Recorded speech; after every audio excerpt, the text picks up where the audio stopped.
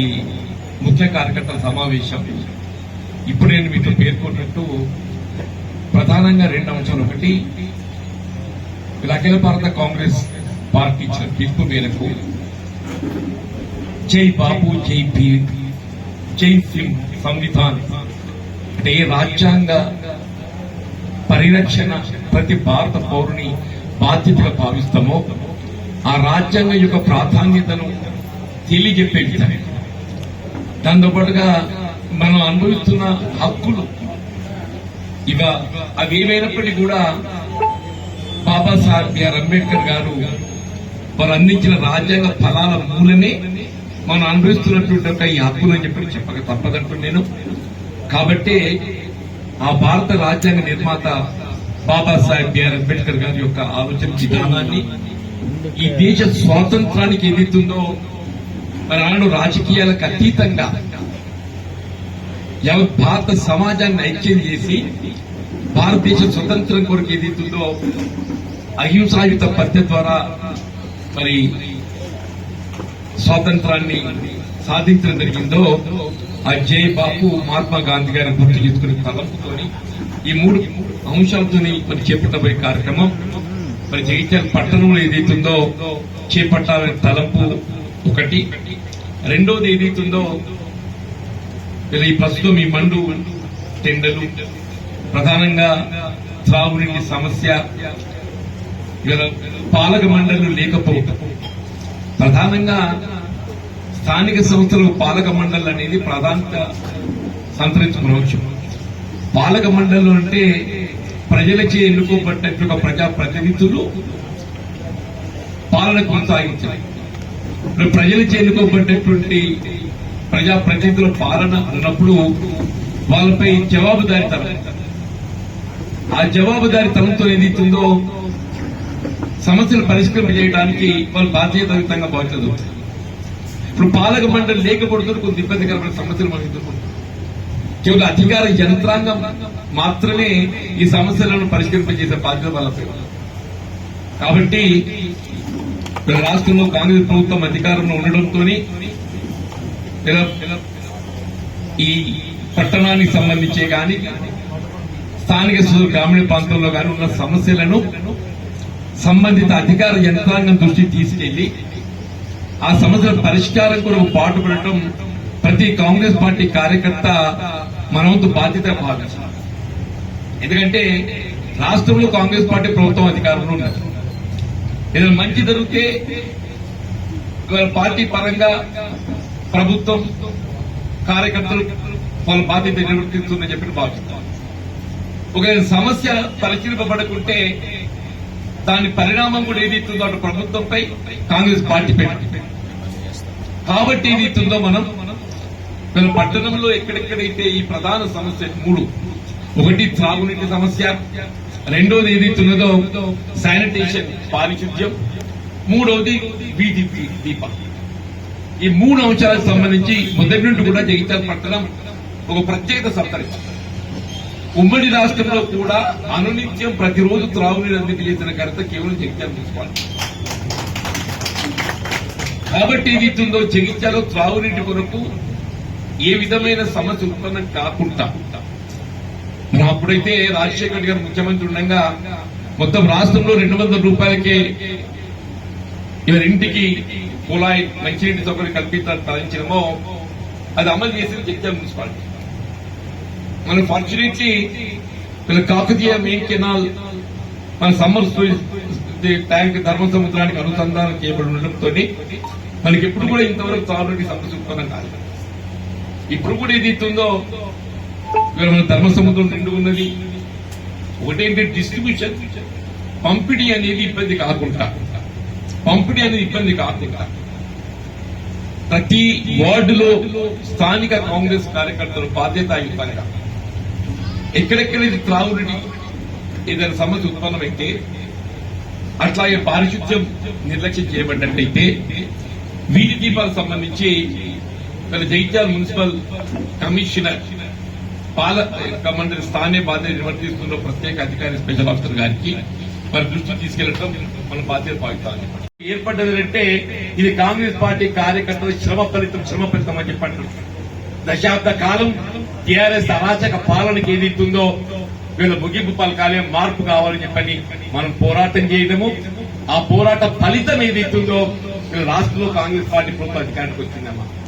వీళ్ళు ఈ ఫలాలపై ఎవరికైనా హక్కు ఉంటుందని చెప్పంటే ఈ దశాబ్ద కాలం ఎవరైతే పోరాటం చేసిందో ఆ కాంగ్రెస్ పార్టీ కార్యకర్తలకే దీనిపై ఏదైతుందో ప్రథమ హక్కు ఉంటుందని చెప్పి దయచేసి ఎవ్వరు కూడా మరి అందరం కలిసికట్టుగా ముందు పోదామంటున్నా. జగిత్యాల మున్సిపాలిటీ ఏటీయూ ఎఫ్ఐడిసి నిధులు మంజూరీ పొందడం జరిగిందని చెప్పి పేరు జరుగుతుందో 25-50 కోట్లు మంజూరు పొంది నేను వాస్తవం చెప్పి అంటున్నాను. కానీ ఆ నిర్మాణ పనులు ఏదైతుందో ఇది కూడా పూర్తి కాలేకపోవడము, అందులో ఏదైతున్నదో ఈ నిర్మాణ పనులు స్థానికంగా మనం టెండర్ ప్రక్రియ చేపట్టబడ్డట్టయితే స్థానికంగా ఉండేటువంటి కాంట్రాక్టర్లకు ఆ పని వచ్చి వాళ్ళు తక్షణ పని చేసే అవకాశం వస్తుంది. ఇప్పుడు అది ఏమైపోయిందంటే ఆ 10-15 కోట్లలో 10% ఓ బీటీ రోడ్ అని చెప్పి పెట్టారు. ఆ 10% బీటీ రోడ్ పెట్టేది ఇస్తుందో ఈ 90% పట్టుకపోయి ఆ బీటీ రోడ్ ప్యాకేజ్ లింక్ చేస్తారు. ఆ బీటీ రోడ్ ప్యాకేజ్ లింక్ చేసే వాళ్ళకి ఏమైపోతుందంటే ఆ బీటీ ప్లాంట్ ఎవరికైతే ఉంటుందో వాళ్ళే అర్హత.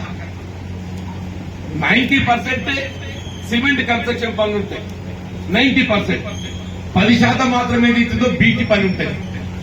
అది ప్యాకేజీ బీటీతో లింక్ చేయడంతో ఈ 90% సీసీ రోడ్లు నిర్మాణం అర్హత ఏదైతే కాంట్రాక్ట్ పొందే అవకాశం ఉంటుందో వాళ్ళందరూ కూడా అవకాశాన్ని కోల్పోతుంది. దయచేసి ఏదైతుందో ఈ ప్యాకేజ్ సిస్టమ్ అనేది స్థానికంగా ఉండేటువంటి కాంట్రాక్టర్ల అవకాశాలను దెబ్బతీయకూడదు. ఇప్పుడు ఏమైపోతుంది, ఈ ప్యాకేజ్ అనేది పెద్ద కాంట్రాక్టర్లు గుత్తాధిపత్యం ఉండేటువంటి వారికి లభించి వాడు మళ్ళీ సబ్ కాంట్రాక్ట్ ఇస్తాడు. ఈ సబ్ కాంట్రాక్టర్ అనేది ఇస్తుందో ఇది కేవలం కమిషన్ల బాగోతానికి సరిపోతుంది. ఈ సబ్ కాంట్రాక్టర్ అట్లా కాకుండా గతంలో టెండర్ ప్రక్రియ చేయబడ్డటువంటి కూడా కేవలం 60% పనులు చేయబడి ఈ ప్యాకేజ్ 40% పనులు అక్షయపడింది.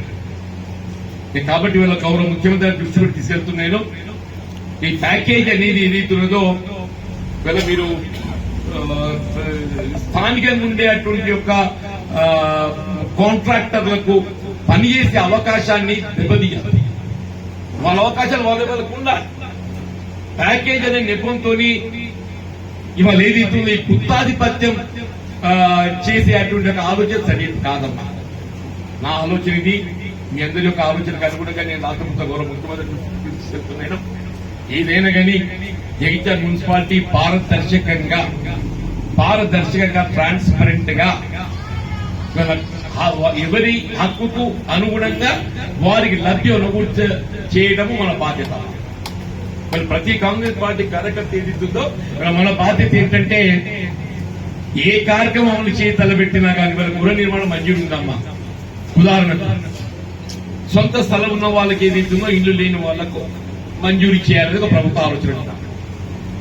ఆ అర్హతకు అనుగుణంగానే మంజూరు చేయబడాలి. అనర్హులు తోడు చేసుకోవటము కాంగ్రెస్ పార్టీ ఆలోచన విధానం కాదు. అందుకే కాంగ్రెస్ పార్టీ ఏదైతున్నదో అర్హత ప్రాధాన్యతగా తీసుకొని పారదర్శకంగా వీళ్ళ కార్యక్రమాలు అమలు చేయడం సంకల్పంలో ముందుకు పోతుంది. కాబట్టి వీళ్ళ ప్రజలందరూ కూడా గమనిస్తున్నారు. మనం తప్పకుండా సఫలీకృతం అవుతామన్నటువంటి ఒక భావన వ్యక్తం చేస్తుందా. మరి వాళ్ళ ఈ కొద్దిపాటి సమయం లోపల మీరు ఇంత పెద్ద ఎత్తున మరి పాల్గొని ఈ స్థానిక మున్సిపల్ కాంగ్రెస్ కార్యకర్త సమావేశాలు జయప్రదం చేసినందుకు నేను ధన్యవాదాలు చెప్తున్నా. అంటే ఈ 1600 మంది ఇల్లు లేనటువంటి నిరుపేద వర్గాలకు సొంత స్థలాలలో వాళ్ళ ఇంటి నిర్మాణ వసతి సౌకర్యం పొందేట అవకాశం ఉంటుందమ్మా. ఈ కార్యక్రమాన్ని కూడా నేను ప్రాధాన్యతతో మరి పూర్తి చేయడం ప్రయత్నం చేస్తానని చెప్పంటున్నారు మీరు. అంటే వాస్తవంగా ఈ డబుల్ బెడ్రూమ్ మల్టీ స్టోరీడ్ అనేది మన నిర్మాణానికి కావాల్సిన స్థలం అందుబాటులో లేకుండా మల్టీ స్టోరీడ్ పట్టణాలలో ఏది ఇస్తుందో నిర్మాణానికి కావాల్సిన స్థలం అందుబాటులో ఉండడం కొంత ఇబ్బందికరం కాబట్టి మల్టీ స్టోరీ. మన ఫార్చునేట్లీ జగిత్యాల ఏది ఇస్తున్నదో ఇంటి నిర్మాణానికి కావాల్సిన స్థల సేకరణ చేశారు. Know where in the state Jagtial పట్టణానికి సంబంధించి ఎవరేమన్నా కానీ ఈ 4000 ఇళ్ల నిర్మాణానికి సంబంధించి చర్చ ఏదైతే లేవనెత్తడం జరుగుతుందో, పేర్కొనడం జరుగుతుందో, అది ఉమ్మడి రాష్ట్రంలో కాంగ్రెస్ పార్టీ చేపట్టిన కార్యక్రమం అని చెప్పని ఈయన మరొకసారి గుర్తు చేసుకోమని చెప్పండి. ఆనాడు రాష్ట్రంలో కాంగ్రెస్ ప్రభుత్వం చేపట్టినటువంటి ఒక కార్యక్రమ ఫలితం ఇవాళ ఏదైతుందో ఇల్లు లేని నిరుపేద వర్గాలకు అందరికీ ఏ రకంగానైనా ఇల్లు పొందే అవకాశం లభిస్తుందమ్మా. వాటికి కావాల్సిన మౌలిక వసతులు కూడా ఏదైతుందో, గతంలో దశాబ్ద కాలం 10 ఏళ్లు రాజ్యం చేసిన వాళ్ళు ఏదైతుందో ఆ మౌలిక వసతుల సౌకర్యాన్ని కల్పించలేకపోయారు. ఇవాళ మళ్ళీ అల్టిమేట్ ఏదైతుందో ఆ మౌలిక సదుపాయాల కల్పన కూడా మళ్ళీ మన కాంగ్రెస్ ప్రభుత్వమే ఏర్పాటు చేయటము నేను హర్షం వ్యక్తం చేస్తున్నాను. అంటే నిరుపేద వర్గాలకు సంబంధించినటువంటి యొక్క గృహభద్రత సౌకర్యాన్ని కాంగ్రెస్ పార్టీ ఎంత ప్రాధాన్యత ఇస్తుందని చెప్పని తెలియజెప్పడానికి మీ పేరు పంపారు. ఇలా గతంలో టీఆర్ఎస్ పాలకులు ఏదైతుందో ఎంతవరకు వాళ్ళ వ్యక్తిగత ప్రయోజనము ప్రచార ఆర్భాటాలుగా పరిమితమైన తప్ప ఏదైతుందో ఆ నిర్మాణ కార్యక్రమాన్ని ఏదైతుందో లబ్ధిదారులకు పూర్తి స్థాయిలో అందింపజేయాలనే సంకల్పం అనేది పొరబట్టింది. ఇక్కడ కాంగ్రెస్ పార్టీ అట్లాగా ఏదైనా కార్యక్రమం చేపడితే అది నిర్మాణాత్మకంగా లబ్ధిదారులకు ఏదైతుందో ఆ ఫలితం కల్పింపజేయడం కాంగ్రెస్ పార్టీ బాధ్యత భావించబడింది. రేషన్ కార్డే కానీ, గృహభద్రత సౌకర్యమే కానీ, మహిళలకు కల్పిస్తున్నటువంటి యొక్క ఉచిత రవాణా కానివ్వండి, అట్లాగే 200 యూనిట్ల వరకు ఉచిత విద్యుత్ సరఫరా కానివ్వండి, గృహ అవసరాలకు 500 గ్యాస్ సిలిండర్ కానివ్వండి, ఇవన్నీ కూడా రాష్ట్రంలో ఎక్కడ లేవమ్మని చెప్పంటున్నాను. కాబట్టి జగిత్యాల పట్టణానికి సంబంధించి రాబోయే కాలం లోపల త్రాగునీటికి ఏ విధంగా మనం మొదటి నుండి ప్రాధాన్యత ఇస్తున్నామో భవిష్యత్తులో కూడా జగిత్యాల పట్టణంలో త్రాగునీటికి ప్రభుత్వం అమలు చేయబట్టే సంక్షేమ కార్యక్రమాల లబ్ధి కొనగూర్చడానికి అన్నింటి కూడా ఏదైతుందో కాంగ్రెస్ పార్టీ అడ్డగా నిలుస్తామని చెప్పాలి. రేపు రాబోయే మున్సిపల్ ఎన్నికల్లో కాంగ్రెస్ పార్టీ జెండా ఎగరవేయడమే మన వంతు బాధ్యతగా, లక్ష్యంగా అందరం కూడా ఏదైతుందో మరి కలిసి వచ్చారు. గౌరవ జిల్లా కలెక్టర్ గారు కూడా విజ్ఞప్తి చేస్తున్నాను.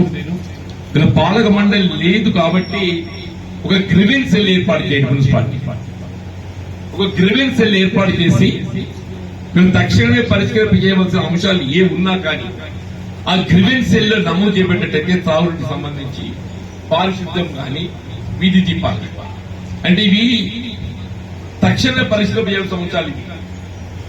కాబట్టి గ్రివెన్స్ సెల్ లో నమోదు చేయబడ్డట్టయితే మీరు వితిన్ 24 అవర్స్ ఏదైతుందో ఈ సంవత్సరం పరిష్కరింప చేసే బాధ్యత. వాళ్ళు కొన్ని ఏదైతుందో నిర్మాణ పనులు ఉంటాయి, కొంత జాప్యమే. నేను చెప్పేది విజ్ఞప్తి చేసేది ఈ తక్షణ పరిష్కరించాల్సిన అంశాలు కాబట్టి ఒక గ్రివెన్స్ సెల్ మరి మున్సిపాలిటీ ఎట్లుందో నాకు తెలియదు కానీ ఒక గ్రివెన్స్ సెల్ ఏర్పాటు చేసి మనం కూడా ఏదైతుందో ఆ గ్రివెన్స్ సెల్ నమోదు చేయాలి. మున్సిపల్ కమిషనర్ గారికి లిఖితపూర్వకంగా ఇచ్చే రసీదు మనం ఇమీడియట్లీ ఏదైతుందో ఆ పరిష్కారానికి కొరకు కాంగ్రెస్ పార్టీ పక్షాన మరి నేను నా బాధ్యతగా నేను మీకు తోడు నిలబడతాను. నా బాధ్యతగా తోడు నిలబడతాను. ఈ 2 అంశాలకు మరి ప్రాధాన్యత ఇవ్వబడే విధంగా అందరూ ముందుకు రావాలి. అట్లాగే ఇవాళ రేషన్ కార్డు సంబంధించి కూడా మిత్రులు సభ దృష్టి తీసుకురావడం జరిగింది. రేషన్ కార్డ్స్ అనేది ఏదైతున్నదో ఇలా ప్రభుత్వం ఒక హక్కుగా అందరికి కల్పించేస్తుందమ్మా. మీరు ఆన్లైన్ లో నమోదు చేసుకున్న వారే కానీ, ప్రజాపాలన దరఖాస్తు చేసుకున్న వారే కానీ, గతంలో కళ్యాణ లక్ష్మి, చార్జీ ముబారక్ లబ్ధి పొందిన వారే కానీ, ఎవరైనా కానీ ఒక శాచ్యురేషన్ ప్రాతిపదికన అందరికీ రేషన్ కార్డు కల్పించాలనే సంకల్పంగా ప్రభుత్వం ముందుకు పోతుంది. కాబట్టి మీ రేషన్ కార్డు మంజూరులో ఎక్కడ సమస్య ఉత్పన్నమైనా నా దృష్టి తీసుకురండి. నేను సంబంధిత రెవెన్యూ అధికారులతో మాట్లాడి ఆ సమస్య పరిష్కారం జరుగుతుందని చెప్పంటూ నేను ఎందుకంటే ఈ సన్న బియ్యం పంపిణీ ఎప్పుడైతే మనం ఆరంభించామో ఈ సన్న బియ్యం పంపిణీతోని నిరుపేద వర్గాలందరూ కూడా సంతృప్తి వ్యక్తం చేస్తున్నారు. గతంలో ఒకప్పుడు ఏదైతుందో ఈ పబ్లిక్ డిస్ట్రిబ్యూషన్ సిస్టమ్ కింద పంపిణీ చేయబడే నిత్యావసర వస్తువులు వినియోగానికి ఉపయోగపరంగా ఉండకపోతుంది. ఇప్పుడు ఏదైతుందో సన్నదకం బియ్యం పంపిణీతోని అవి మనకు వినియోగకరంగా ఉన్నాయి కాబట్టి అందరూ కూడా ఏదైతుందో ఆసక్తి. కాబట్టి రేషన్ కార్డ్స్ ఏదైతుందో ఒక హక్కుగా అందరికి కల్పించి చేసేటువంటి చర్యలు చేపట్టబడుతుందని చెప్పి పేర్కొంటున్నా. అట్లాగే మీరు ఇంకో కూడా దృష్టి తీసుకొచ్చింది. డబుల్ బెడ్రూమ్ ఇళ్ల నిర్మాణ సందర్భంగా మన మానవుడు 2008-9లో జగిత్యాల పట్టణంలో ఇల్లు లేని నిరుపేద వర్గాల వారికి అందరికీ కూడా ఇవాళ ఇంటి వసతి సౌకర్యం కల్పింప చేయాలని చెప్పని 4,000 ఇళ్ల నిర్మాణానికి కావాల్సిన స్థల సేకరణతో పాటుగా ఈ 4,000 ఇళ్ల లబ్ధిదారులను ఎంపిక చేయడం జరిగిందమ్మా. పారదర్శకంగా నిర్మాణం కావాల్సిన నిధులు కూడా మంజూరు చేశాం. మరి నిర్మాణ పనులన్నీ కొనసాగింపు దశలో ఏదైతుందో తదుపరి వచ్చిన టీఆర్ఎస్ ప్రభుత్వం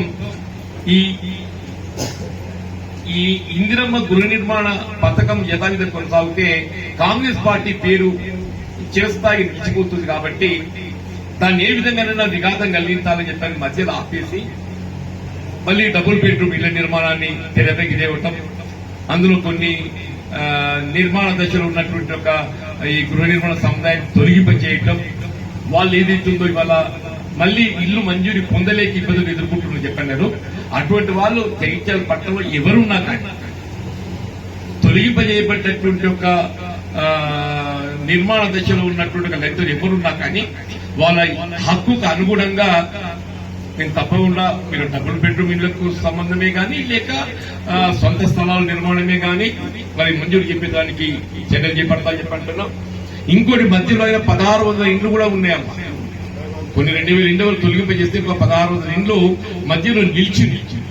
వాటికి సంబంధించి కూడా రాష్ట్ర ముఖ్యమంత్రి రేవంత్ రెడ్డి గారి దృష్టికి తీసుకెళ్లినప్పుడు వారు ఏదైతుందో జిల్లా కలెక్టర్ గారికి ఆదేశాలు జారీ చేయడం, వారు కూడా దాన్ని పరిశీలింపజేసి ఈ 1,600 ఇండ్ల నిర్మాణం పూర్తి చేయడానికి కావాల్సినటువంటి అంచనాలు రూపొందిస్తే 50 కోట్లకు వచ్చిందమ్మా.